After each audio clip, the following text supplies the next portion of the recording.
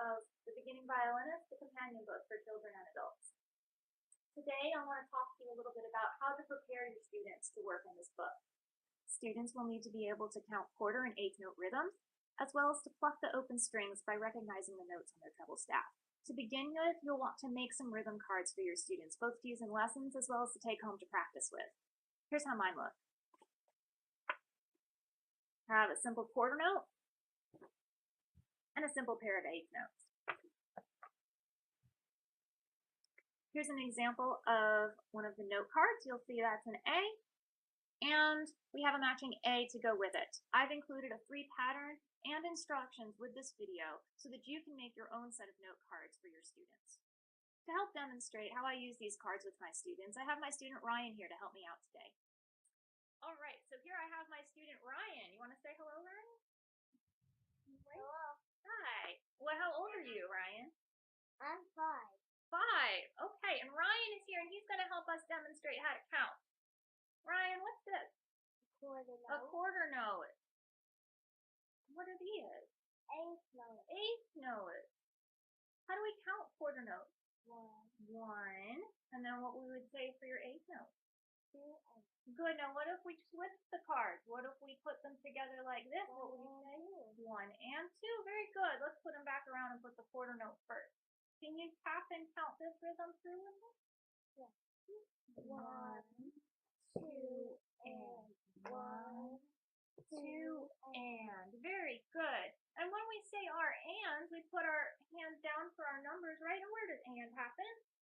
Up here. At our shoulder, right. So we get down here for the 1 or the 2, and then we hit up here for the and. Let's switch our rhythm around. Let's do it this way.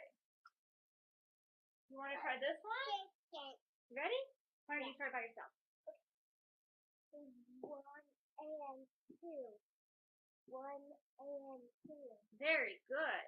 And we can even put these together like this. How about that rhythm? Can you count that one?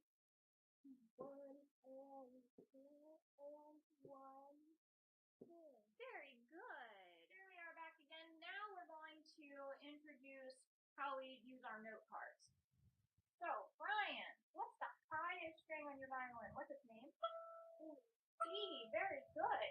And so you'll see, look, E is a vowel. You're right. And E is the highest note on the staff. You see how it's all the way up top? You see how it's all the way up top? Yeah. Yeah. Now what's the next string? The one that's in the middle here. What's this one? A. A. So look. A is in the middle of your staff. Right? So E is at the top, so this is the highest. A is in the middle. What's the next string? What's this one? C. Very good. D is lower than A, right? So look, it's lower on the staff, down at the bottom of the staff. How about your lowest string? What's its name? G. G is so low we had to add extra lines, right? Yeah. To keep it on low. To keep it low, you're right. So I'm going to give you one of each of these, and I'm going to mix these up. And I want you to name which one is which. You think you can do that? Yeah. Yeah. Look. I put them in order. Very good. Can you name those notes?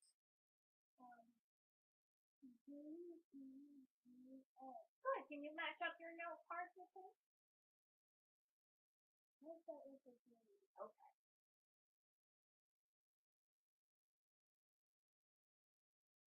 Let's start with D. Next is C. And last is A. Very good. We just introduced the note names all at one time. But usually I introduce these one at a time to students, usually comparing 2 notes until they're able to identify the difference between those, and then adding one more note until they get to all 4. Now, once the student can identify all 4, we make it just a little bit harder. Are you ready to make it harder, Ryan? Yeah. Yeah, okay. So what we're going to do is we're going to add 2 of each note, okay? So there's going to be 2 A's and 2 E's and 2 D's and 2 G's. So here's yours, and here are mine. I'm going to mix mine all up. You think you can name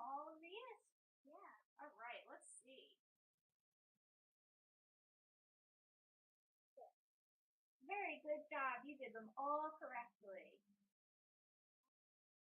Once a student can name their notes on the floor with cards, then we take the note cards and we put them up on the music stand. And you can let your student do this in any order that they want. They can even make up simple songs. So Ryan, we're going to pluck through these now. Okay? Let's get the violin up on your shoulders here. Good, making sure you keep the space here. And can you get your plucking finger ready for us? Good. Very good. Can you pluck through from the beginning?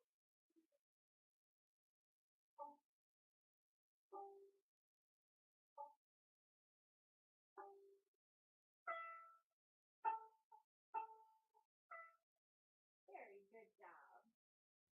Once your student can pluck through comfortably with a good setup, keeping their violin up, then they're ready to start in the beginning violinist. Thank you for joining me today, and I hope you'll join me next time. We're going to be sharing a systematic way to use the skills that we talked about today to begin your students on the first songs in the beginning violinist.